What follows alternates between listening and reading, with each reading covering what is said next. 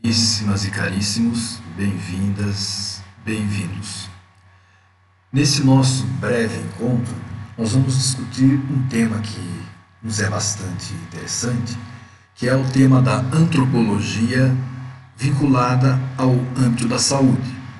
Então, a nossa tematização aqui hoje será a antropologia da saúde e bem-estar.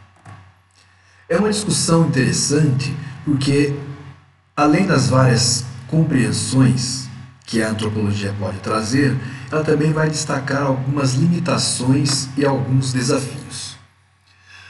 Por exemplo, o estudo da antropologia, quando vinculado ao campo da saúde, pode trazer diversas informações sobre as mais variadas perspectivas que as culturas têm, desenvolvem a respeito da saúde e do bem-estar. A mim é particularmente interessante observar que, às vezes, fenômenos muito similares são tratados, abordados ou compreendidos de maneira diferente quando a discussão está em uma cultura A, por exemplo, e depois a discussão sobre os mesmos fenômenos se dão em uma cultura B. Nós vamos falar um pouco mais adiante a respeito da questão dos distúrbios de dissociação de personalidade, uma concepção científica, digamos assim, e manifestações, comportamentos muito semelhantes, mas que são entendidos a partir de uma ótica mais mística, como sendo casos de possessão. Então, só para a gente antecipar rapidamente, aquelas mudanças todas de personalidade, timbre de voz, tônus muscular, essas manifestações são similares nesses dois casos. Não, aqui não sou eu, é uma outra personalidade que está em ação. Temos até filmes que falam sobre isso. E às vezes a pessoa está sendo analisada e diz assim, essa pessoa aí, ela está sob a possessão de alguma entidade. Então vejam, a antropologia ela pode nos fornecer informações a respeito dessas perspectivas culturais, que dizem sim respeito, impactam a nossa conduta em sociedade, seja porque elas vão falar sobre a saúde em si, física ou mental, ou porque vão colocar em discussão vários procedimentos que são vinculados à produção ou à manutenção do bem-estar. Também a antropologia, quando trata da saúde, ela pode ajudar a compreender como diversos aspectos impactam a saúde. Dentre esses aspectos, nós podemos falar, por exemplo, de fatores sociais, fatores econômicos, ambientais, dentre outros. Claro, a questão financeira ou econômica, ela é mais perceptível. Por exemplo, a criança, a pessoa que vive em um bairro com mais infraestrutura, portanto, uma aplicação econômica, um planejamento urbano, a pessoa terá uma saúde mais resguardada. A criança que é bem alimentada, ou mesmo o feto, na fase lá intrauterina da pessoa, ela ali tem uma mãe com uma alimentação mais adequada, balanceada.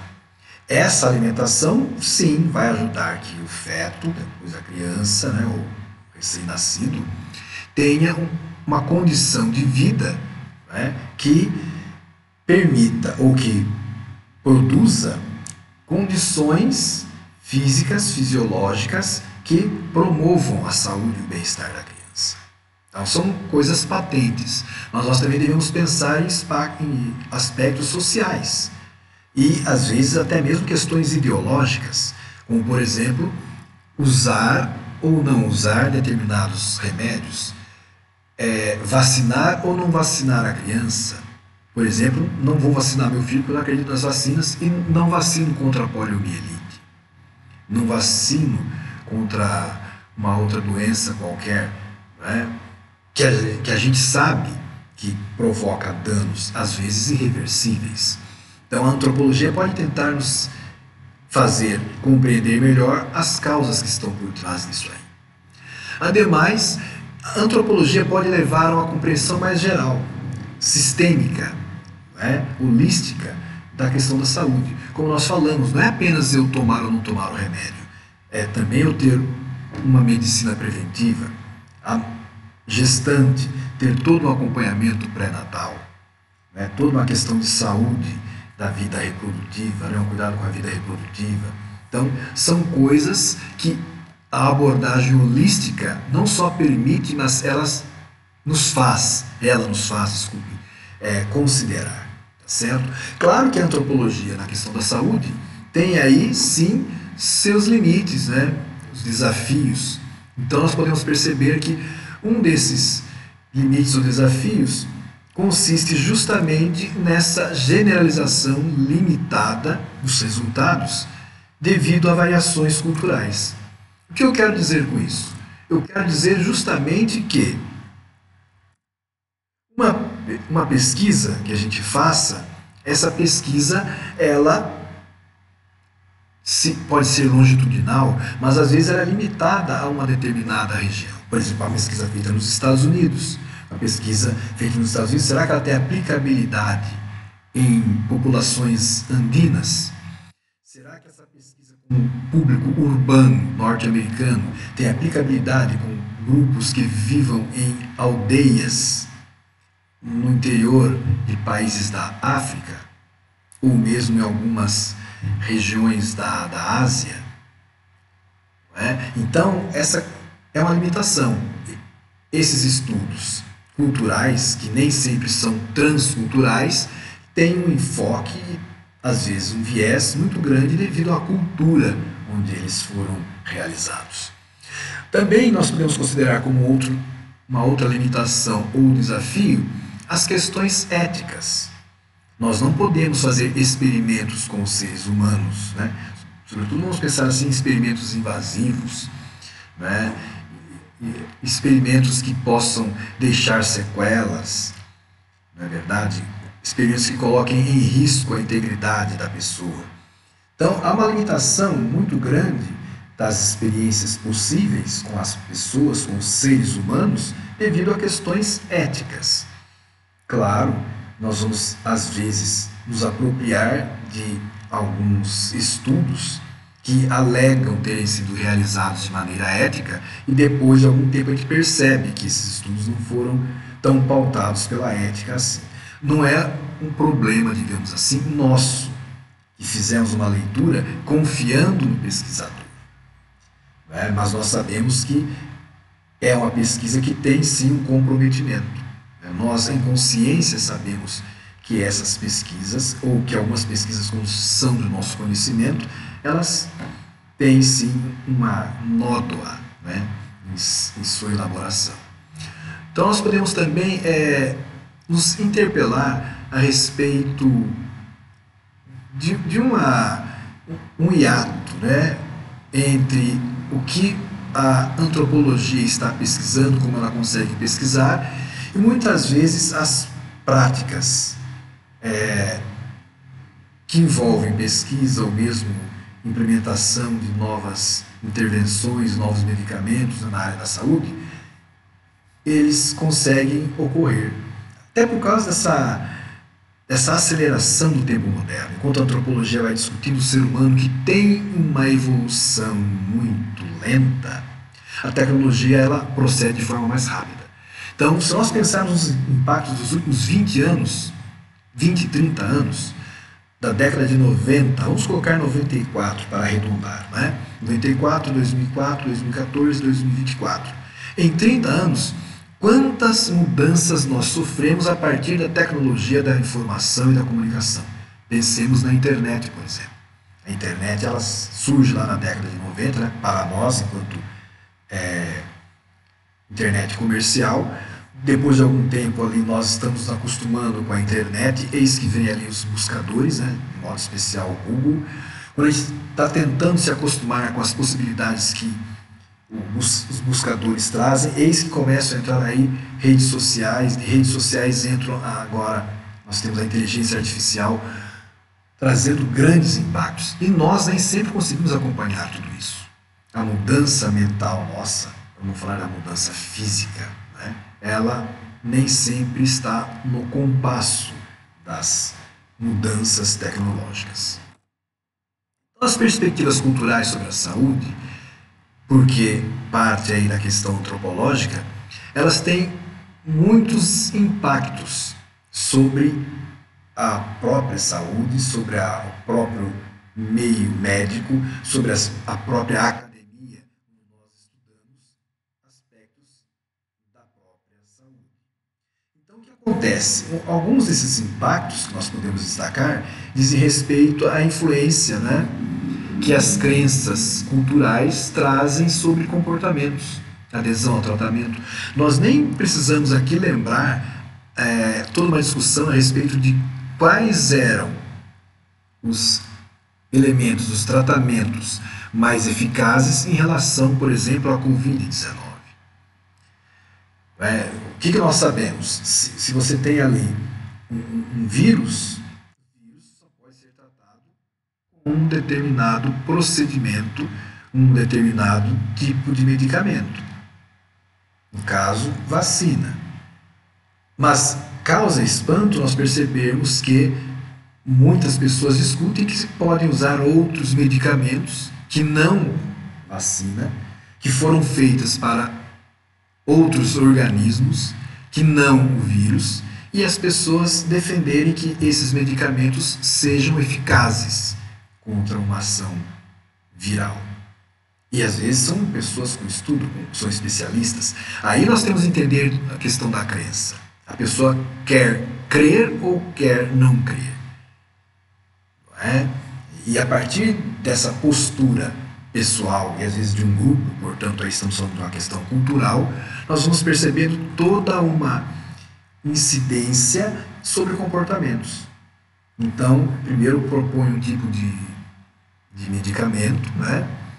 Quando se começa a falar que esse medicamento não dá certo, eu tento desqualificar aquele meio que daria certo, a vacina. Eu desqualifico a vacina como um todo. Daí, não vou precisar mais vacinar contra a poliomielite, não vou vacinar mais contra a gripe, não vou vacinar mais contra a chikungunya, não vou vacinar mais contra qualquer coisa que seja, porque o problema é a vacina. Então essa é uma crença, uma questão cultural. Mas também temos que perceber que muitas vezes as culturas têm já os seus procedimentos. Como nós podemos discutir, existem algumas culturas que elas podem, né, tentam trazer para nós questões, por exemplo, de como as culturas tradicionais podem afetar os cuidados médicos. Tenho lá uma tradição, né? Comigo funciona desse jeito, minha família sempre agiu assim, em tal lugarejo a gente usa tais plantas. Então essas concepções predominantes em determinadas culturas podem sim ter seus medicamentos eficazes, mas também podem servir de obstáculo à implementação de determinados cuidados médicos. Também podemos pensar na própria barreira linguística. É interessante, né, quando a gente fala da linguagem médica, ou a linguagem da saúde, da mesma forma que nós falamos do juridiquês, né, a linguagem técnica usada no âmbito jurídico, a gente se pergunta se essa precisão, entre aspas, ou esse preciosismo na linguagem é uma maneira de aproximar ou de distanciar a pessoa, né? No caso, o paciente de seu médico, de seu enfermeiro, de seu farmacêutico, de seu terapeuta, profissional da saúde, qualquer que seja ele. Parece que às vezes é mais uma forma de status, de se distanciar pela incompreensão, de modo a se sobrevalorizar. É possível uma linguagem mais simples, menos rebuscada, tentar uma aproximação e a partir daí uma compreensão e adesão à proposta? Então nós podemos entender que a barreira linguística às vezes é um obstáculo. Se eu não entendo, como que eu posso proceder em conformidade com aquilo que é sugerido? Tá certo? E esse problema pode se estender para outros campos também. Nós podemos pensar, por exemplo, quando existe uma linguagem, uma etiqueta, um rótulo que é colocado sobre determinadas condutas, sobre determinadas doenças, sobre determinados problemas de saúde, que levam as pessoas por preconceitos a se afastarem ou a não buscarem as formas de superação dos seus problemas. quando você fala que a pessoa que tem um problema de saúde mental, ela é louca, ela fala assim, não, eu não vou procurar um auxílio, porque vão falar que eu sou louco, né? Sendo louco eu vou ser excluído, então eu fico vivenciando intenso sofrimento psíquico, né?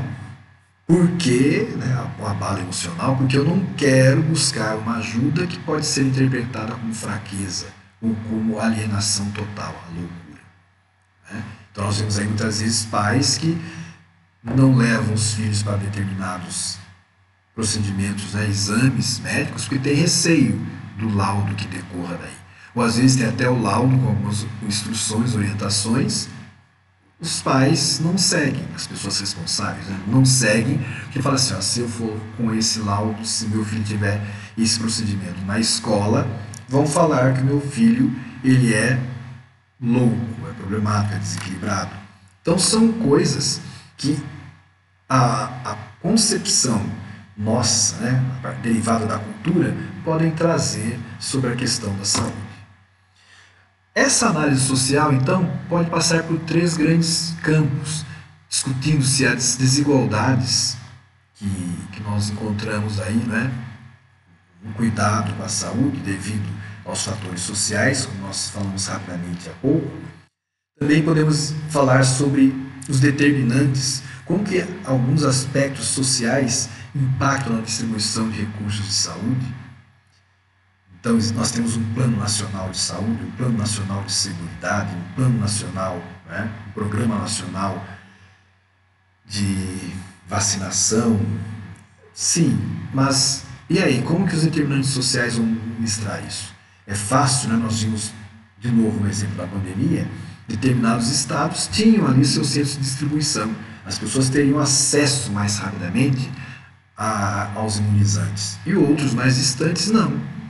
Com todo o problema de transporte, né, a logística que está aí por trás, transporte, conservação, depois canais de distribuição, tá certo? Pessoas treinadas, né, equipes montadas e volantes, né, para fazer a distribuição dos imunizantes. Então tem toda uma questão de determinação a partir de como, né, essa questão da organização social impacta a distribuição de recursos de saúde, né?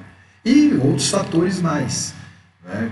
Nós podemos entender aí, por exemplo, nesse caso, ou então as pessoas que às vezes têm uma percepção errônea de si mesmas, e que elas são fortes, né? Resistentes, que nunca aconteceu nada com elas, vai acontecer agora, né? Um otimismo exacerbado e equivocado.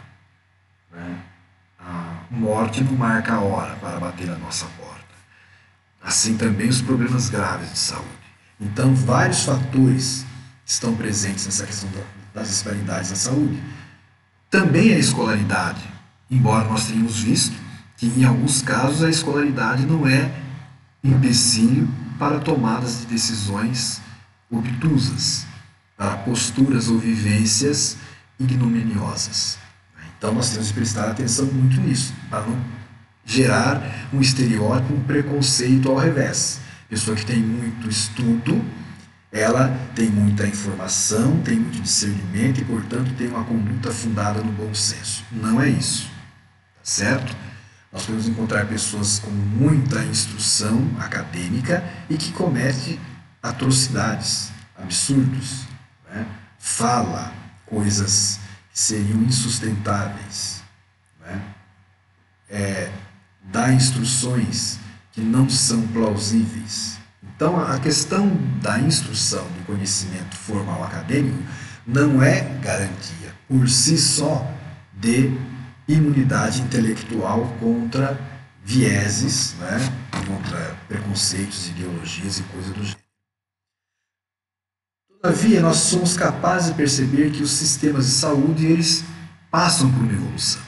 E a antropologia nos ajuda nesse sentido, ao analisar a história do ser humano a partir do seu aspecto de saúde e dizer, olha, evoluímos, né? Desde uma época que se acreditava que pegar a arma que havia ferido alguém, fizesse lá uma unção, né? Passasse um unguento ali naquela arma, levasse para a pessoa que fora ferida por aquela arma, a pessoa iria se curar. Né? Então essa visão mágica, essa visão mística não existe hoje. Embora, sabendo que tem sempre um paradoxo, nós tenhamos de pegar um animal peçonhento, né? Ou, por exemplo, uma cobra, né, venenosa, do seu veneno que a gente vai gerar o antídoto. Tá certo? Então vejam, só para a gente entender, aquela visão de que se eu pegar a arma que feriu alguém, essa arma pode ajudar na cura, isso é falso, pensando em uma espada, tá? Período medieval, antigo medieval, isso é equívoco. Mas a pessoa fala, não é a mesma coisa com um animal peçonhento, com uma cobra, né, do veneninho ali, que a gente vai gerar o antídoto? Sim, então a pessoa fala, então, exato, foi esse princípio que eu tive lá atrás. Ou foi talvez esse princípio que levou algumas pessoas a buscarem o antídoto no próprio veneno. Veja, a antropologia, ela pode nos levar a essa discussão também, né? Então, é muito interessante nós percebermos que esse é um benefício, tá? Quando nós teremos, a partir de uma abordagem antropológica, a possibilidade de se discutir esse contexto social para o desenvolvimento da saúde. Também podemos perceber que essa evolução histórica, como eu falei agora, ela pode nos informar sobre por que chegamos a isso. Por que nós chegamos a lavar as mãos, a asepsia? Havia alguma instrução a respeito disso? Não, às vezes ao longo da história, até por acertos e erros, percebe-se esse tipo de coisa. Quando nós sabemos que no passado recente, alguns médicos cirurgiões estavam trabalhando, né, com um paciente e ele saía dali, às vezes até para fazer um parto ou vice-versa, quer dizer, com a mão suja de sangue, né? E claro, a gente sabe da contaminação. Então vejam bem, para chegarmos aonde chegamos hoje, ao ponto de a pessoa, vamos supor, um cirurgião, alguém que está tendo uma prática invasiva, ou pelo menos o tratamento com o paciente. Às vezes a pessoa faz toda uma higienização e outros ainda ajudam, né? Calçando as luvas, colocando uma vestimenta com uma proteção maior, né? Para que a pessoa também não fique ela mesma manipulando as próprias vestes. Então, há toda uma compreensão por trás disso. E nós vamos perceber que também a análise das sociedades, a análise que a antropologia nos permite fazer a respeito dos diversos grupos, também nos permite entender o alcance, a abrangência, o impacto dos sistemas de saúde, né, a partir das disparidades. O Brasil, por exemplo, tem um sistema gratuito de saúde o mais extenso, mais abrangente do mundo. Um sistema de saúde que não apenas promove a saúde preventiva, faz acompanhamento do pré-natal, distribui vacinas, distribui remédio de alto custo, administra todo um processo hospitalar de cuidado da saúde, né, a partir de exames, internações, cirurgias. Então vejam, isso acontece aqui, em outros países mais desenvolvidos, mais ricos pelo menos, isso não acontece. Podemos pensar nos Estados Unidos, mas o que pensar de outros sistemas, como os da Europa, ou países que não tenham sequer uma parcela disso, como alguns países bastante empobrecidos, em regiões da África subsaariana, né, em alguns lugares do continente asiático. Então a gente se pega nesse questionamento. Países em que pessoas, mulheres viúvas, estão fadadas à morte, né, por inanição, se não forem auxiliadas pela população. Né? Tem toda uma questão de saúde mental, mas também aí de preconceito, né, de uma visão equivocada sobre a figura da mulher, né, na sociedade, com todo um dualismo do sistema puro e impuro que ainda persiste, né? Essa mulher aqui, né, em tal situação, ela é impura, não pode tocar nisso, não pode ser tocada, né? E quando viúva, ela está descartada, né? Então, são situações que a antropologia nos permite discutir. O sistema de saúde não pode abarcar esses grupos, porque não contribuiu, não pode receber nenhum benefício, nenhum cuidado. Então, os desafios também que decorrem disso é que nós temos, às vezes, dados limitados para que nós possamos entender, né, os sistemas de saúde no seu início, né, em todos os seus primórdios, como que eles se desenvolveram, né? E aí também, quando a gente observa a partir de alguns escritos, a gente pode pensar, por exemplo, os escritos de Michel Foucault, quando ele fala sobre o nascimento da clínica, a história da loucura, para ficar mais no campo da saúde, né? Como que surgiram as clínicas? Né? Eram instituições para segregar da sociedade os não desejados. E aí não era um problema apenas de saúde física, era de saúde, desculpe falar assim, saúde social. Né? Era um processo de saneamento social. Então, tirar do meio dos normais, né, digamos assim, de forma imprópria, tirar desse meio aquelas pessoas indesejadas. Fossem órfãos, fossem prostitutas, fossem ébrios, fossem alienados mentais, em alguns casos até pessoas de conduta moralmente duvidosa, todos esses eram segregados. Claro, e depois com o tempo, com a industrialização exigindo mais mão de obra qualificada, busca-se um reenquadramento, uma disciplina dessas pessoas. Algo que a gente pode falar do nascimento aí, não só da disciplina, né, mas o nascimento de um biopoder que hoje em dia é bastante manifesto, ainda que de forma, às vezes, não perceptível para aqueles que não detêm informações a respeito. Mas uma mente treinada pode detectar em algumas orientações de saúde, orientações a respeito da sexualidade e doenças com infecções sexualmente transmissíveis, né? Questão da gravidez, nós podemos identificar ali aqueles indícios da biopolítica, do biopoder. Controlar o corpo do outro, subjugar o outro. Então, às vezes, a interpretação dos dados históricos, se não se tenta ser uma análise isenta, ela pode sim, por preconceitos estereótipos, conduzir a, digamos, posturas equivocadas, análises e decisões que são elas mesmas prejudiciais para a sociedade. Então, quando nós falamos de uma análise antropológica, nós vamos precisar sim de conhecimentos mais amplos que coloquem a antropologia em um outro patamar, como estava agora mesmo dizendo. Para eu falar sobre a antropologia da saúde, eu tenho de ter um conhecimento também da história, conhecimento da política, conhecimento de alguns temas da psicologia, psicologia social, alguns aspectos de uma discussão mais teológica e, claro, da área biomédica. Então, a antropologia da saúde é um campo que vai se tornando cada vez mais complexo, com o auxílio de lentes cada vez mais especializadas. E um outro aspecto, talvez, para nós aqui nesse início de discussão, colocar sob uma nova luz, são essas práticas de cura, né? Ao falarmos das práticas de cura, nós devemos pensar muito nisso, né? Que as práticas tradicionais têm lá sim sua sabedoria, e dentro de uma concepção mais ampla, ela pode auxiliar.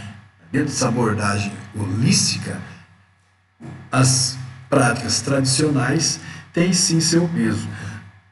Em que sentido a gente pode falar isso? Bom, nós estamos vivendo no século XXI, tá certo? Se nós chegamos até o século XXI, em parte, claro, devido à alta taxa de natalidade, porque aí a mortalidade tirava o excedente, desculpe falar assim, e sobravam alguns mais fortes. Mas nós temos que entender que, apesar de uma série de equívocos, há livros que falam sobre práticas da medicina, né, desde o período antigo, passando pelo medieval até o tempo moderno e contemporâneo, fala de algumas práticas que são verdadeiras sessões de tortura. Se nós pensarmos, por exemplo, nas amputações sem anestesia, né?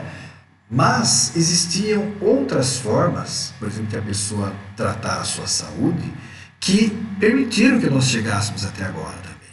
Como recentemente alguns observadores, cientistas, primatólogos, etc., identificaram, né, um orangotango, me parece, ele produzindo um remédio para um ferimento que ele possuía, que ele tinha sofrido no rosto. Quer dizer, esse primata enquanto primata, estava produzindo um remédio a partir de folhas, né, de produtos da natureza, onde ele vive e ele conhece, produziu ali um remédio, né, para o ferimento no rosto. Se o primata, um orangotango no caso, né, esse primata fez isso, nós, enquanto primatas, também temos a possibilidade de buscar esses remédios, esses elixires, né, esses produtos que amenizem o nosso sofrimento, que protejam a nossa saúde, que sejam um bálsamo para as nossas dores. Então, é mais ou menos isso que nós devemos ter em mente. A vida dos que nos antecederam também tinha. Os nossos antepassados também tinham a sua sabedoria.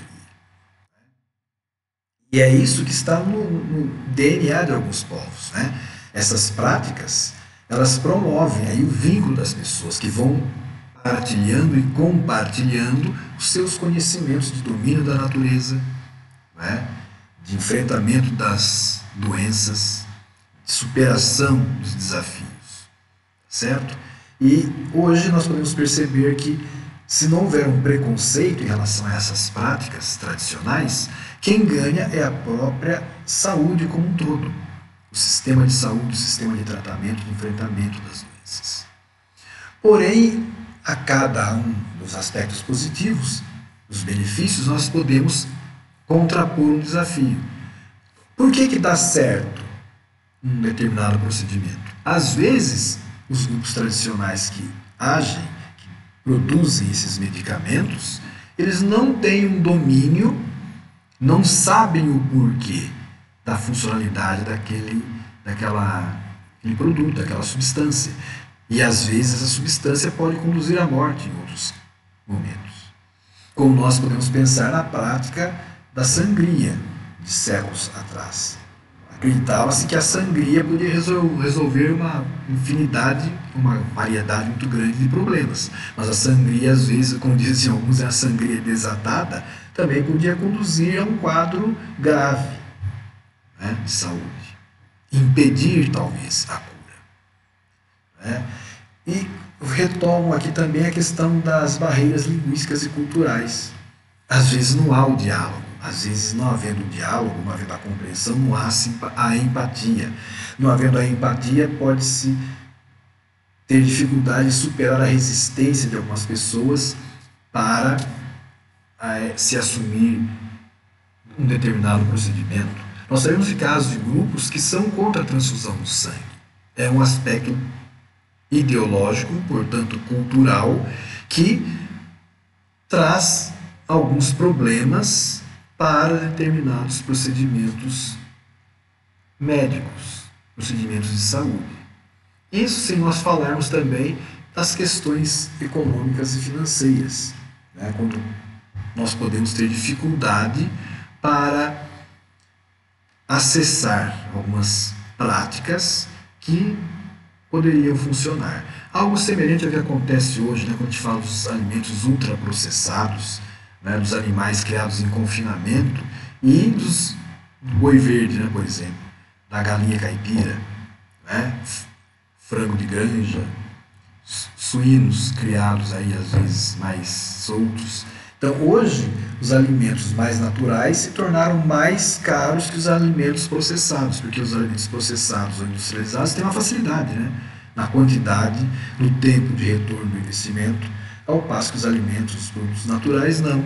Eles são mais morosos, necessitam de mais cuidados e isso, claro, eleva o custo. Então, é um aspecto para nós termos em conta. Em termos globais, os desafios de saúde nós podemos pensar da seguinte forma. Temos obstáculos e nós temos aspectos problemáticos no desafio da implementação também. Então, questão de obstáculos, em termos de desafios globais, é primeiro identificar aspectos de colaboração para a produção de barreiras para intervenções mais eficazes. Por exemplo, um caso aí de uma doença transmissível de alta transmissibilidade. Como que nós podemos fechar fronteiras? Como que nós podemos criar redes de colaboração para que as pessoas do mundo elas não sejam afetadas por alguns problemas pontuais? Certo? Como evitar a expansão? Se nós, de novo, pegarmos o exemplo da pandemia da Covid-19, o mundo falou assim, não, tem um probleminha lá no cantão lá da China. De repente, a pessoa que estava lá viajando, vem de avião, desce no Brasil.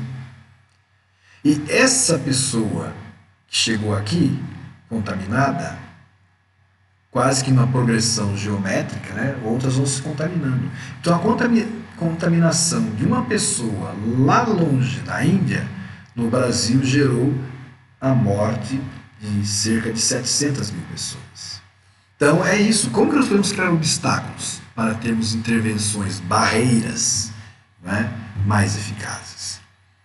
E, por outro lado, a essa questão das barreiras, nós temos também um outro problema, né? Que é nós temos iniciativas de proteção à saúde, de promoção à saúde, que elas também ocorram e sejam disseminadas em todo o mundo. Não adianta um determinado grupo, uma determinada sociedade desenvolver estratégias de combate, né, ou de melhoria no controle de aspectos da saúde, se outros não o fazem. É aquela história, não adianta eu querer combater, né, dedetizar a minha casa. Eu não posso dedetizar a minha casa sem antes criar uma barreira nas casas vizinhas. Não é verdade? Porque senão os insetos, digamos assim, que estão na minha casa, quando eu a dedetizo, eles vão para as outras casas. Em vez de eu reduzir o problema, eu amplio o problema, passando o problema para os demais. Então, como fazer com que os demais também tenham essa consciência? Algo, por exemplo, que a gente discute muito quando da questão da dengue. Não adianta apenas um aqui estar fazendo se o outro não faz a parte dele, né? Se ele lá não esvazia recipientes com água parada, e assim por diante. E se nós temos uma iniciativa, olha, dá certo fazendo assim. Por que nós não conseguimos ampliar essas boas práticas? Então, são esses alguns desafios que começam, sim, no nosso âmbito, né? Nossa casa, nossa vizinhança, mas se estendem a todo um cenário global. Outro aspecto também que deve ser questionado é o próprio modelo que nós temos. O que é a medicina? Quem a medicina atende? Como a medicina atende? Com qual propósito? A medicina, me desculpe, mas assim, os profissionais da saúde, a área da saúde enquanto área de saber, o que está por trás disso? Então, nós podemos pensar que um dos paradigmas dominantes é justamente esse, de que a doença é um mal. Nós pensamos muito na doença, ao passo que nós temos de pensar a pessoa que está vivenciando um problema de saúde. Então, não pensar a doença como algo estanque, isolado, né? Um problema de mau funcionamento, como se fosse lá um veículo com problema no motor. É uma questão mais ampla. Então, mudar um pouco essa perspectiva da doença, mas a pessoa que está vivenciando um problema. E é isso que conduz justamente a uma abordagem holística, para que nós tenhamos a saúde e a cura, não focar na doença. E é interessante que vocês fizeram uma reflexão sobre isso. Quem nunca foi a uma consulta? E às vezes a pessoa fala assim, olha, eu saí de lá, o médico fulano de tal nem me examinou, nem levantou da cadeira. Eu cheguei e já tinha a cura, mas ele não sabia qual era a doença, né? Ele já tinha a cura, mas não sabia qual era a doença. Então, às vezes, conversar com a pessoa, entender a dinâmica da vida da pessoa, né? A anamnese ali, o que já fez, o que não fez, como que a pessoa se sente por estar em um consultório, como se sente por estar no balcão de uma farmácia, como se sente por estar em um banco de espera, num posto de saúde, como se sente ao estar em um corredor em cima de uma maca aguardando um encaminhamento, como se sente à noite estando em uma cama de hospital, quando chega o auxiliar, né, vem a enfermeira, né, digo auxiliar no sentido assim, um auxiliar da equipe médica, né? Eu estou lá dentro, eu sou um dos auxiliares dessa equipe. Então, quando chega uma pessoa de uma equipe médica, uma enfermeira, por exemplo, como, né, que a gente observa essa pessoa, como que quem está lá está se sentindo? Amparado, desamparado? Né? Então, é essa questão mais ampla que deve ser colocada em jogo. Né? São vários fatores. Né? São vários fatores, não apenas a doença. E é aquilo que a gente já viu, às vezes, com digo medicina, mas com terapias alternativas, né? Às vezes até os animaizinhos, ou às vezes o animalzão, né? A gente sabe de casos aí da ecoterapia, cavalo, a pessoa vai dar cavalo, às vezes o cavalo vai até o ambiente, né? Médico hospitalar, né? Vai até aquele aparelho ali, né? E pronto. Mas verificar que muitas vezes o bem-estar emocional, psicológico, traz uma força, uma resistência que ajuda a superar um problema físico. Então agora, feita essa digressão, vamos tentar entender um pouco os aspectos culturais, portanto também antropológicos, em relação à saúde mental. Não é como um parênteses, né, mas é para a gente discutir. Tem essas questões todas da saúde física, mas também tem todas essas questões em relação à saúde mental. Né? Como nós estamos? Como nós vamos caminhar? Certo? Então, aquilo que eu falei antes, né, que é algo que sempre me chamou a atenção, são essas interpretações culturais a respeito das alterações de personalidade. Não vou me deter muito aqui, né? Eu costumo indicar algumas bibliografias a respeito, posso colocar também, né, isso aqui para nós depois, né, como nota, né, com explicação, complemento do vídeo, mas para perceber que existem sim, né, questionamentos que a gente deve fazer. Primeira coisa, como eu disse, nós temos de ter consciência das distinções culturais, tá? Então, o mesmo fenômeno ele pode ser compreendido a partir de diversas expectativas. E nós entendemos que pode ser assim, facilita a construção de uma empatia e, portanto, de uma resolução do problema, ou melhor, do contexto. Né? Nós devemos ter a consciência de que existem diversas normas, nós podemos falar de normas culturais, e elas envolvem as normas morais também, que podem melhorar a nossa interação cultural. E não estou aqui dizendo digamos assim, não estou me referindo aqui a um relativismo ético, um relativismo moral ou a um relativismo cultural. Na discussão sobre universalismo e relativismo moral, a gente entra um pouco nisso. Entender que as culturas, elas têm padrões, têm normas diferentes, mas a gente entende que por baixo disso deve existir algo mais permanente. Então, ter a consciência dessa diversidade facilita sim a intercomunicação. Não é dizer que tudo é tolerável, mas eu posso tentar entender o porquê determinada cultura tem essa postura. E a partir desse reconhecimento, nós vamos poder ter uma compreensão melhor. As pessoas de tal cultura pensam assim por tais e tais razões. Então, nós podemos dialogar com ela e no diálogo os dois trocam, né, informações, pontos de vistas, e nós podemos chegar a um ponto de vista, uma síntese, né, em um patamar mais elevado. Só que nós podemos também esbarrar nessas más interpretações. um pensamento colonizador, né, que vai sim entender que aspectos da outra cultura denotam uma inferioridade da outra. E aí o problema às vezes não é da outra cultura, é da nossa cultura, da nossa cabeça, analisando e interpretando a outra. Essa colonização, essa dominação cultural. Então a má interpretação da mudança de personalidade também pode levar a algum mal entendido em termo cultural. E isso, claro, nós podemos estigmatizar.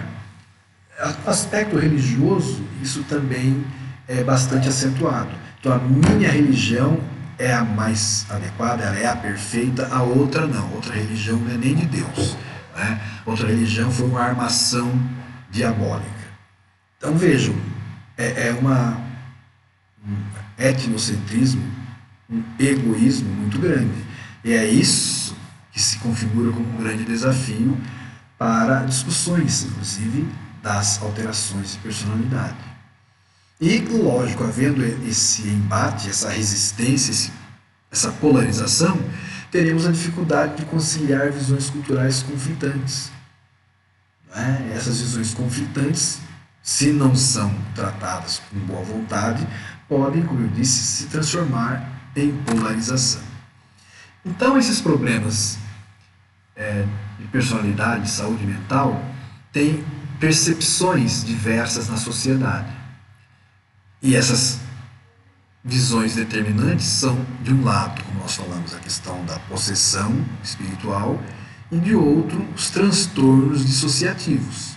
Em alguns lugares, acredita-se, sim, que seres espirituais podem apossar-se de pessoas, né, aqui na Terra, e produzir uma alteração na sua vida, na sua personalidade, na sua forma de agir. Outros já vão entender que é um problema de saúde mental que leva a uma perturbação de identidade, uma perda de memória, que pode ser algo assim bastante pontual, não é? Uma crise de ausência. E existem casos graves, né, de pessoas que estão caminhando pela rua, de repente uma crise de ausência, ela esquece as coisas, perde a noção da própria realidade e às vezes entra e caminha em trilhos. Já tive relatos de situações assim, a pessoa está caminhando no trilho e não ouve sequer o trem apitando, né? E algumas pessoas sofrem ferimentos gravíssimos. Então, assim, esses problemas todos, né, de transtornos mentais, assim, são uma coisa interessante. Interessante sob o ponto de vista de análise, de discussão. Então, nós temos que entender e tentar comparar como que essas diversas sociedades, elas se apoiam nessas explicações, sejam elas espirituais, sejam elas psicológicas. E o que isso traz? Primeiro, como é a sociedade que produz a crença A ou B? E a partir da crença A ou B, como que essa sociedade se desenvolve? Como que elas enfrentam essa situação? A partir da leitura que elas têm. E como que elas sabem superar os problemas? Ah, não é possessão. E nós temos de casos de pessoas que, submetidas a rituais de exorcismo, chegam até a morrer. E às vezes morrem de inanição, né? Tivemos um caso há tempos, né? Parece que na Polônia, em que fazia parte do ritual, né? Até mesmo essa privação de alimento ou água. E a pessoa morreu. E aí? Ah, mas foi o demônio que... É uma discussão que depois foge aqui do nosso propósito, mas houve cura, vamos dizer assim. Do outro lado, nós temos casos de pessoas que têm transtorno dissociativo de personalidade, em que a própria justiça, após um homicídio que teria sido praticado por uma pessoa com essas características de transtorno dissociativo de personalidade, a própria justiça reconheceu que não foi fulano que matou, porque na hora não era ele que estava ali, né? Era o corpo, mas sob o domínio de uma outra personalidade. Então, depende da cultura. Agora, nós temos de comparar e tentar entender, como eu disse. Primeiro, por que chegar a essa crença? E depois, como essa crença produz, né, consequências. Então, os fatores socioculturais ou culturais na saúde, como nós falamos, compreender, né, as crenças culturais para que tenhamos intervenções mais eficazes, a partir da compreensão e do respeito, entender que isso pode gerar uma confiança, uma empatia maior e trazer resultados mais positivos para o paciente. E depois, reconhecer que, como nós falamos de biopolítica e biopoder, falamos rapidamente há pouco, entender que reconhecer essa dinâmica do poder, isso faculta uma resolução dessas disparidades, né, no acesso à saúde. Né? Então, tem toda uma dinâmica de poder baseada no discurso. Qual discurso é aceito nessa sociedade? E quem produz esse discurso? Quem legitima esse discurso? É uma instância de poder que fala, esse discurso é válido aqui. A partir disso, nós vamos perceber então a decorrência aí no acesso, né, aos cuidados de saúde. Tá certo? Então, alguns médicos, alguns profissionais da saúde, desculpe, são adeptos, acreditam, né, assumem, defendem que exista uma eficácia da homeopatia. Outros vão dizer que não. É uma luta de poder? Também. Mas aí o Sistema Único de Saúde, ele patrocina, ele financia, por exemplo, procedimentos homeopáticos. Então, para quem busca e para quem indica esse tipo de cuidado de saúde, vejam, ali foi facultado um acesso. Mas uma briga de poder pode dizer o contrário. As indústrias farmacêuticas, às vezes, podem dizer assim, não, a alopatia funciona, não a homeopatia. Na alopatia nós temos tais e tais procedimentos, na homeopatia não. Ah, mas nós, a homeopatia, usamos assim, assim, assado, e a alopatia não. Temos tais e tais relacionamentos personalíssimos com o paciente, na alopatia não. Tá, então, aí fala assim, então nós vamos barrar ou vamos implementar ainda mais recursos para tratamentos homeopáticos ou alopáticos. Então, isso também tem uma dinâmica de poder. Daí, então, temos os desafios. Existem, às vezes, muitos mal-entendidos, conflitos nos ambientes de saúde, porque existem muitos interesses em jogo, não apenas em termos culturais, mas também em termos culturais. Admitir que uma prática, digamos assim, de povos originários, ela é válida, implica em reconhecer que nós tenhamos de aprender com pajés, ou sei lá, com quais xamãs, né? E isso não serve, na academia não serve. Então ali tem um conflito, muitas vezes por um status, né? Mais do que por uma prática, uma experimentação clínica, né? Saber que, como nós já falamos, que algumas dessas crenças, quando elas são religiosas, estão profundamente arraigadas nas pessoas, podem dificultar tratamentos ou intervenções. Como eu falei do caso de transplantes, de transfusão de sangue. Depois, como nós falamos, né, os próprios desequilíbrios de poder, né, estão ali, podem estar ali por trás, dificultando prestação, cuidados da saúde, dependendo da ideologia de quem está em luta ali, né, e de quem está detendo o poder. Certo? Aqui nós vamos passar rapidamente, né, é só um resumo para a gente falar dessa questão de saúde mental, né, a sensibilidade que nós devemos ter sobre isso, mas é algo que a gente não vai aprofundar em termos estatísticos. Nós estamos caminhando para a conclusão dessa nossa discussão. Eu gostaria de falar aqui, como uma chave para o fecho da discussão, falar sobre como as influências culturais, elas têm um impacto mais direto, né, em relação à saúde e à doença. Espero que isso tenha ficado, de uma certa forma, mais patente. Por quê? Porque nós não estamos tratando de doença. O que nós objetivamos é sempre o bem-estar. Tá? Tanto que nós falamos que um dos objetivos da política é a promoção do bem comum. Dentro do bem comum, promovido politicamente, nós temos o bem comum expresso na saúde, que é o bem-estar. Faz bem estar bem. Então, é isso que a gente busca. A gente busca a felicidade, o bem-estar. Bem-estar e felicidade é o oposto de sofrimento. Não é? E, portanto, é saúde. É o que a gente sempre fala. O que é mais importante? Saúde em primeiro lugar. Depois você pode falar aí na questão financeira, etc. Mas se nós não tivermos saúde, entendida aí como o bem-estar pleno da pessoa,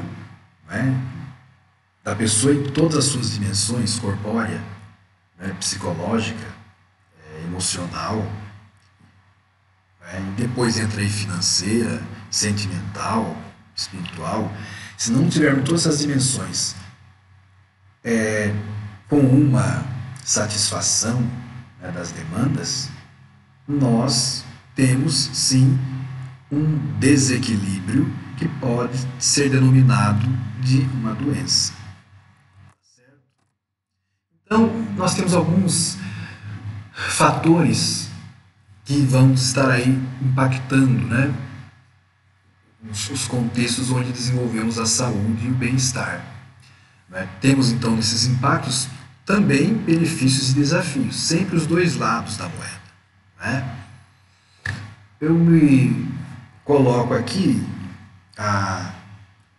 o destaque desses benefícios. Então nós temos aí a compreensão das influências culturais que leva a intervenções de saúde cada vez mais eficazes. Sim, porque está em consonância, como nós dissemos, com a compreensão, com a percepção que as pessoas de uma dada cultura têm. Depois, um outro benefício é essa humanização das experiências de saúde.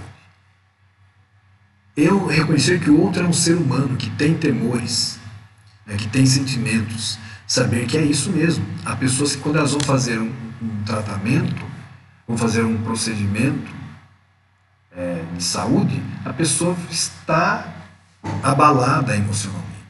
Então nós temos que entender isso, é do ser humano. Quando inseguro, ele buscar uma defesa, ele vai tentar escamotear o problema e depois as possíveis soluções para esse problema. Então é preciso humanizar, saber que isso faz parte da pessoa, não é, entre aspas, frescura. Tá? E depois reconhecer, como nós falamos, as influências que vai levar à empatia, e a empatia vai levar a uma possível superação mais rápida dos problemas de saúde. Como desafios, nós temos, por outro lado, essa complexidade. Transformar os cuidados com a saúde em algo necessário, mas individualizado. É algo necessário, mas depende de cada pessoa. Eu posso fazer campanhas contra o tabagismo, para a conscientização a respeito do câncer de mama, do câncer de próstata, questão do suicídio. Sim, são campanhas genéricas, mas como nós vamos conseguir, nos nossos contatos interpessoais, sensibilizar as pessoas, ela que está ali à minha frente, para a conscientização e prevenção ou enfrentamento desse problema? Então, saber enfrentar os fatores que estão ao nosso redor pode exigir, sim, também de nós, ou dos prestadores de cuidados de saúde, pode exigir desse prestador, dessa prestadora, exigir muito. E claro, quando a gente fala disso, a questão do prestador de serviço da saúde, entender que eu também sou humano e tenho minhas limitações. Eu gosto muito de falar disso, sempre volto a essa questão da pandemia da Covid-19, porque foi um momento que a gente teve de parar e pensar. Tivemos de ficar em isolamento? Eu fiquei um ano, mais de um ano, trabalhando sozinho dentro de um prédio, tá certo? Só eu. E Isso mais de um ano. E é penoso. Nós, quando reiniciamos o ano letivo, em 2020, quando começou, né, ali em março, né, dia 25 a 28 de março, suspendendo as aulas, gravamos um vídeo dentro de uma sala que cabe em 250 discentes, e eu gravei o vídeo dizendo que essa não era uma situação, aquela não era uma situação normal. Não era uma situação para a qual estávamos preparados. Mas essa situação, inclusive a gente ministrando aulas para estudantes de cursos da saúde, né, farmácia, enfermagem sobretudo, e algumas das nossas estudantes, dos nossos estudantes, estavam na linha de frente, enquanto auxiliares, né?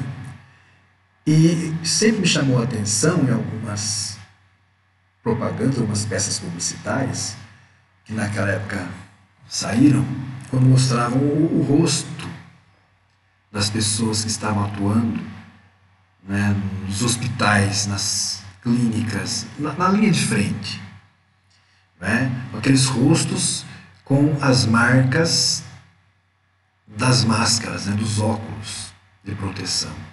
Isso sempre me chamou a atenção, porque são cicatrizes daqueles que estão guerreando. Quem vai para a guerra, às vezes não traz a medalha, mas a cicatriz é uma medalha de que alguém foi, venceu e voltou. Voltou porque venceu. Não é? E as cicatrizes são essas medalhas que no nosso corpo lembram que nós vencemos, mas nós vencemos às duras custas. E é justamente isso. A pessoa que está lá trabalhando também precisa de um apoio. A pessoa que presta um serviço, um cuidado de saúde, também ela precisa de um cuidado de saúde. Não é? Tem uma frase que diz: se segura a segurança. Não é? Quem presta serviço de segurança, ele precisa estar seguro do que está fazendo. Não é entrar em desespero, não é? Se usa arma, abrir fogo para todo mundo, espancar. Não. Ele também precisa de um cuidado. Quem é professor ou professora que está em sala de aula com problemas graves em algumas escolas, em alguns níveis de ensino, em alguns sistemas de ensino, problemas graves de disciplina, chegando à agressão, quando não morte, né? Então, a pessoa também precisa ela se educar para prestar um bom serviço. Então, o desafio que eu queria estender aqui, né, aliás, me estendi, é isso. Não é? Eu estou cuidando, mas eu tenho que entender que eu sou pessoa e também preciso de cuidados. A psicologia, a antropologia vai mostrar isso, é isso que eu queria deixar mais patente aqui.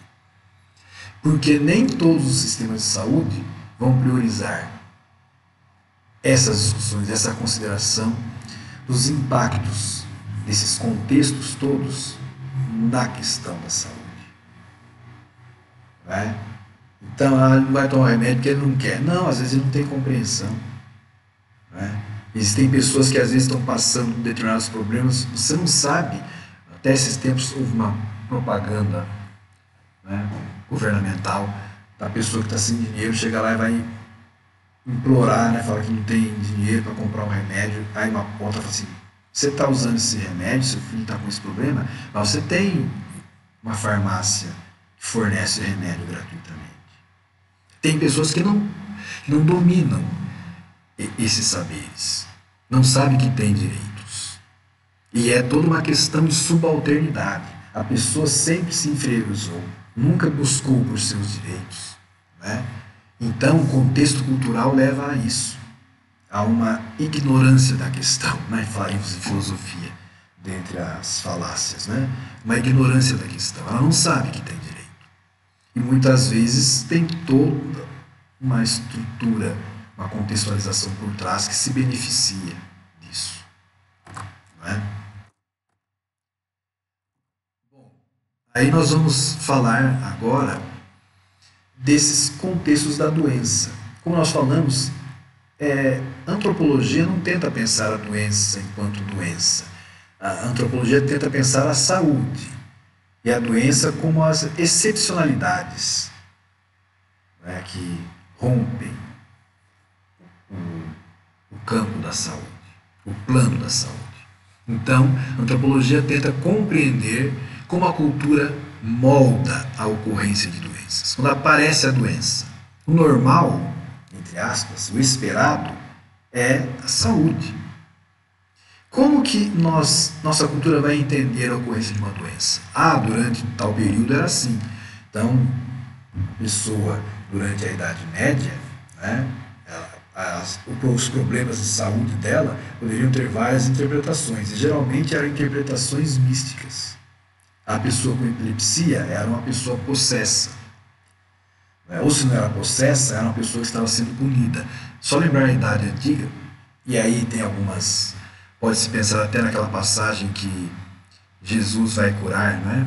Tem uma passagem que cura leproso, depois vai curar os cegos. Está sempre curando. Né? Vim para que tenham vida e vida em abundância. Sempre curar. E ele mesmo fala, né? Quem precisa do médico não são as pessoas sãs. São as pessoas doentes, eu vim para as doentes, ainda que no outro plano. Mas, em uma das passagens lá, ele cura as pessoas. Não é? Antes, pergunto a ele, em um dos casos, quem pecou para que nascessem cegos? Eles ou os pais deles? Está vendo? Essa é uma compreensão cultural. Doença, digamos assim, uma anomalia, não é? Uma necessidade especial, diríamos hoje, né? Mas uma deficiência, diríamos em alguns momentos. Uma doença, uma deficiência é um castigo. Uma interpretação cultural. Tá vendo? E há tempos atrás, teve inclusive uma parlamentar, né, numa cidade aí que falou isso. Quando ela discutiu com uma servidora, ela falou assim: por isso que você tem um filho deficiente. Que Deus já estava te castigando. Não é? Então veja, essa é uma compreensão cultural. Mas só encerrando, aí Jesus fala: quem pecou, eles ou os pais deles? Nenhum. Eles só estão assim para que neles se opere, né, a graça de Deus, o milagre da saúde. Não é? E tem também aquela outra situação, quando são curados lá os leprosos, parece, né? De repente um percebe, que justamente parece que o samaritano, ele volta, né, para agradecer. Jesus pergunta: foram 10 os curados? Porque só um, né, voltou para agradecer. E justamente um considerado de um povo impuro, pecador. Né? Então tem toda essa concepção cultural. Vejam, só para nós percebermos que ao longo da história vem ocorrendo isso, e ainda hoje acontece. Isso que eu falei lá de trás, né, cerca de 2000 anos atrás, e agora, cerca de 1 ano atrás. Nem isso. Né? Concepção cultural. E também esse contexto social, né? O impacto dos contextos na saúde. É claro que uma sociedade como a nossa produz pessoas desajustadas.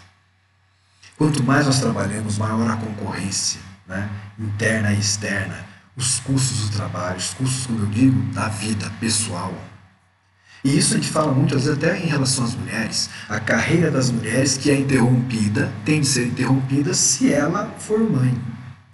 E aí ela vai conviver com a cobrança do ser profissional, do ser esposa, que se casada for, se tiver um companheiro, uma companheira, e a questão da maternidade. Então tem toda uma cobrança que gera um desgaste emocional, psicológico muito grande. Né?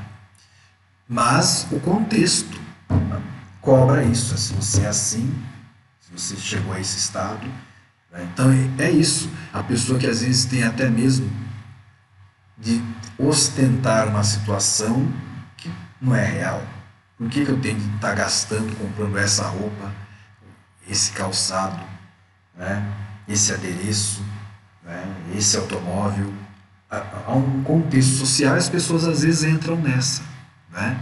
E aí vem a questão própria, né? Como nós falamos. tem lá um assédio moral, uma empresa, a pessoa vai ficando doente, ela entra numa síndrome de burnout, sei lá, ela mesma tem de perceber se própria, né? Se ela mesma está se reconhecendo como alguém doente, como alguém doente no sentido de que alguém que está com problemas na sua saúde. É aquilo que eu disse, se eu falar isso, eu sou dispensado. Se eu falar isso, vão dizer que eu sou fraco. Né? Se eu chegar em casa assim, né? Se eu chegar no trabalho Não. Nós precisamos ter primeiro uma consciência a respeito de nós mesmos. E eu saber que eu estou sentado aqui há um bom tempo, já cerca de 1 hora, 10 minutos, eu estou sentindo o peso do meu corpo, né, aqui na cadeira, né, a dor na costa, a dor nas pernas. Eu tenho que perceber isso. Eu tenho que perceber que eu, em determinados momentos, estou precisando caminhar, que eu preciso fazer exercícios. Então, eu tenho que perceber que muitas vezes a doença, ela não brotou do nada. Ela é decorrência da minha própria conduta. Não é? Se eu estou agindo assim, terei essas consequências. E é esse o grande problema. Eu conhecer a mim mesmo, saber dos meus limites físicos, psicológicos. Olha, eu não vou nem enfrentar isso aqui. Né? Não vou ficar mais vendo televisão, esse noticiário, só tem tragédia. Eu quero um pouco de bem-estar psicológico. Eu preciso um pouco de respiro, né? Me afastar disso, porque eu não posso resolver. Então, para que me alimentar desse tipo de situação? Criando em mim um conflito interno, uma ansiedade, uma angústia. Então, é preciso que eu me conheça, que nós conheçamos o grupo, que nós possamos agir de uma maneira tal que juntos, enquanto pessoas, coletividade, cultura, possamos moldar como enfrentamos, como percebemos e enfrentamos a questão da doença.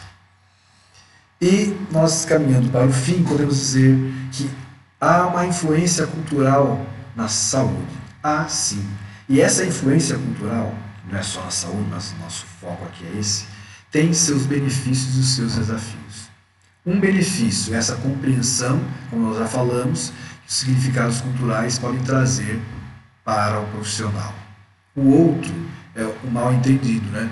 Que as crenças podem levar a tratamentos ineficazes ou inadequados. Eu vou pegar essa folhinha aqui, vou ferver, colocar o galinho atrás da orelha. Não vou tomar remédio não, porque isso faz mal. Essa simpatia aqui vai resolver. Né? Então esse é o desafio que a cultura coloca para nós.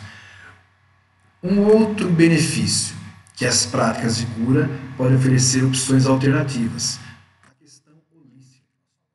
Perceber que se nós chegamos vivos até aqui é porque os nossos antepassados também detinham um conhecimento positivo em termos de paliativos para as nossas doenças. Né? Já por outro lado, nós podemos entender também que as práticas de cura tradicionais nem sempre estão baseadas em evidências. Podem, às vezes, ser decorrentes nessas práticas e seus resultados positivos, podem ser decorrentes de coincidências. Às vezes até um efeito placebo.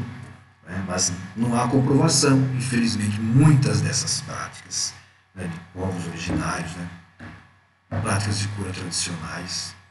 Tá? Então esse é um problema. Outro benefício é reconhecer a dinâmica social, né? Que ela pode levar a esse acesso, né? Esse acesso mais equitativo dos cuidados de saúde. Né? Então, entender que, sim, se existe uma política pública, local ou nacional, né? Ela deve facultar, sim. Então, pela dinâmica social, eu sei que nós podemos ter esses direitos. E é isso que nós esperamos que o poder público faça. Não é privilegiar um lado e deixar o outro, né? Sem cuidados. Não é privilegiar a parte rica e largar a pobre. A quem paga tem prioridade. Não é essa a questão. Mas o desafio consiste justamente nisso, as barreiras socioculturais. E barreira sociocultural envolve tudo, envolve as crenças religiosas, envolve preconceito, envolve estereótipo, envolve ideologia, envolve posicionamentos políticos, e isso é um grande problema. Certo? Então, superar tudo isso aí é o que nós chamamos de o grande desafio que nós nos colocamos para discutir a antropologia da saúde e do bem-estar. Que nós possamos então entender que o ser humano, enquanto ser humano, ele tem uma dinâmica, mas é uma dinâmica pessoal, enquanto indivíduo, e social, enquanto espécie. Tá? E nós, ao evoluirmos historicamente, enquanto espécie, porque a nossa existência é extremamente limitada, a nossa experiência é extremamente limitada, 60, 70, 90 anos, em média 70, 75. É muito limitada diante de milhares de anos. Mas nós devemos perceber que o importante para que nós chegássemos onde chegamos hoje foi a sobrevivência da espécie. E a sobrevivência da espécie significa que por um bom tempo, na maior parte do tempo, apesar de todos os desafios, houve sempre uma superação da saúde em relação às doenças. É por isso que nós estamos aqui hoje. Melhoria da alimentação, abundância da alimentação, recursos hídricos, conhecimentos tradicionais para buscar curas, mesmo sem experimentações, sem chancelas laboratoriais. Chancelas de laboratório têm quantos séculos? Mas a experiência, a tradição, a busca, mesmo com todos os contratempos, mesmo com alguns sofrimentos que a gente possa entender que nossos antepassados, pelos quais eles podem ter sido vitimados, né? Sofrimentos de alguns, que depois você fala, não vamos repetir isso aí não, você viu que não deu certo lá. Nós somos os herdeiros dessa tradição, nós somos os herdeiros dessas vitórias da saúde em relação à doença, nós somos os herdeiros dessa vida. E é essa vida, com as suas características positivas e negativas, é o ser humano elaborando a sua cultura, é o ser humano construindo novos horizontes, que é um dos grandes objetos de estudo da antropologia. E é com essa riqueza de conhecimento que a antropologia pode contribuir, e muito, para a área da saúde. Boas reflexões e nós nos vemos em breve, em uma outra ocasião.